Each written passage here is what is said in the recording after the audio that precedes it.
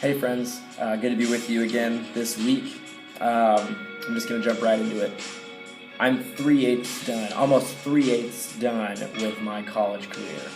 Pretty exciting stuff. I think I've grown a lot and glad that I've been able to be here at MNU.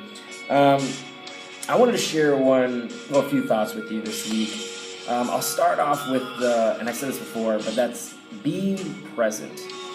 Whether you are still in high school, whether you are in college, whether you're out of college, whether you're engaged, married, out of marriage, I want to say this. Wherever you are in life, know that you can't get time back. You can't.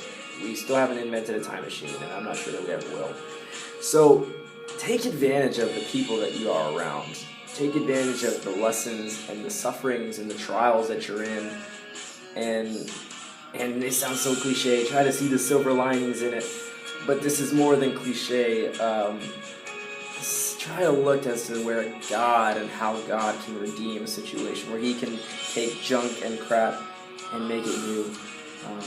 Our God, the God of the Bible, does that. So yeah, I've got these things that I've written down on my phone that I'm checking right now just to see. And that's this, conversations, okay?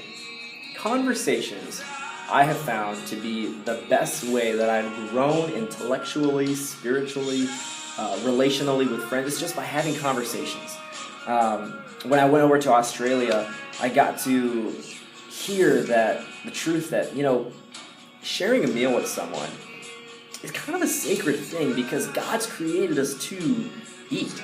I mean, we just have to. Our body needs sustenance, in the words of Thor. And so, sharing a meal with someone is a special thing. And so if you can find time for those people that you value, maybe the people that you just want to get to know better, there's something to be said for just sharing a meal with someone. Or what I kind of like to do now, and that's go to Starbucks. I just got to meet with the youth pastor that I'm interning with and interning for at Living Hope Church of the Nazarene, best church ever-ish, that I've been a part of. Yeah, here. And anyway, I had a great conversation because, again, there's something to be said, and I know I say that a lot, something to be said, but there's something to be said to know that not only am I being listened to, but I get to listen as well. And there's this give and take, where I got to share what's on my mind, what's going on with the residents of my hall, and just got to testify of God's goodness, how I'm falling more and more in love with Jesus. Reading about a scripture in Mark 5, and he cares about this man that was possessed by several demons, and then he casts them out, but he doesn't just cast the demons out, he actually lets them enter into a herd of pigs, which is kind of weird. On the way over, he keeps on traveling in Mark chapter 5, and this guy named Jairus, a synagogue leader, sees him and is like, hey, come heal my daughter, she's sick. And so Jesus goes on with him, but on the way over to Jairus' daughter, this lady's been suffering for 12 years of internal bleeding. She has enough faith that just thinks, if I can just touch Jesus' clothes, I know I'll be healed. And she touches his clothes, and sure enough, he's healed. God cares enough to care about those who maybe are too ashamed or too timid, or they don't think they're worthy enough to talk to him, but if they can just touch his clothes, and he says, yeah, you're healed. He gets to the place, and he sees Jairus' daughter, and she was dead, but he tells the crowd, hey, guys, I don't know what you're going crazy about. She's not dead, she's asleep. And sure enough, he goes in there and tells her, Talitha Kaum, Aramaic for little daughter, little girl, get up.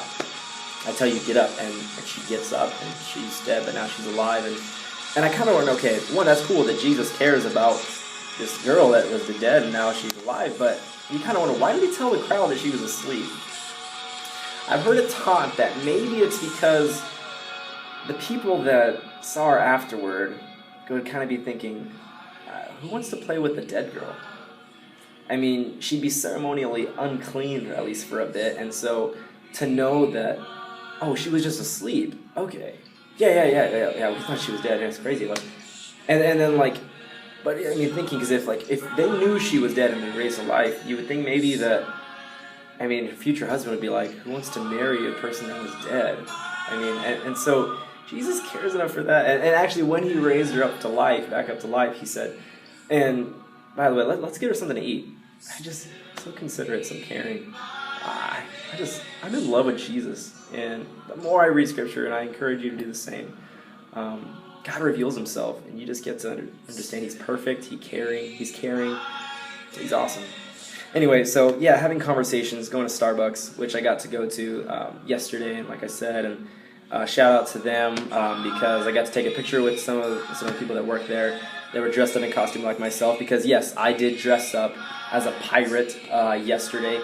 And I was kind of thinking, do I want to dress up? I mean, just going to classes, I dressed up all day as a pirate, and I'm thinking, what are people going to think? I mean, it's not like a party, and I'm an adult now, and I'm 19, and is this an appropriate? Am I going to be looked at weird? And then I realized, I'm an adult. I've got freedom, I've got liberty to do what I want at times. So I sure enough, I dressed up, and I was reminded of this truth that I've been just kind of slowly getting my mind around lately, and that's that when we are our true selves, when we live into the people that God has created us to be, it frees others to be able to be their true selves. When I see my friends that I would consider hipsters and dressing all fly and fresh and snazzy, it's like, cool beans, man. You do you, boo-boo, and I feel more comfortable to be myself. And then when I see my friends that like to dress in dark leather clothes, I see them like, yeah, you do you, boo-boo. And when we can just be real and allow each other to be our true selves, I think we get to be genuine, and it's real, and it's just a fuller life when you know that you're not putting up a front, but you can just be real with people.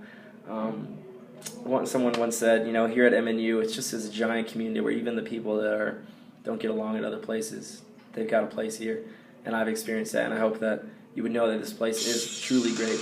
And I hope get to meet some of you who read this or watch this. Know that you are loved, and enjoy the rest of your evening, afternoon, day, or good night, whenever it is you watch this. All right, peace in the Middle East. Bye-bye.